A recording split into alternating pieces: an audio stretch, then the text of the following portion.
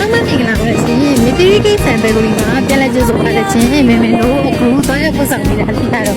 ဘိုးတိုင်းဒေသကြီးလေဗရန်မြို့နယ်စင်မနီအုပ်စုနန်းတော်ဦးရွာမှာရှိတဲ့ရှိရတဲ့မိဘများအတွက်ဆိုပြီးတော့ငွေသား43သိန်း9,000နဲ့ရှိရတဲ့ဘောက်ခွာအတွက်မုံ9000ဘောမှာယူလာတာလေးတွေကိုမင်းတို့ဘက်ကနေပြီးတော့စနစ်တကျလေးစီစဉ်ပြီးတော့သွားရပို့ဆောင်ပေးတာလေးပဲဖြစ်ပါတယ်ရှင်တဘာဝလာတရားကြီးကြည့်ရှင်နေမင်းနဲ့အတူလိုက်ပါကြပါအောင်ရှင်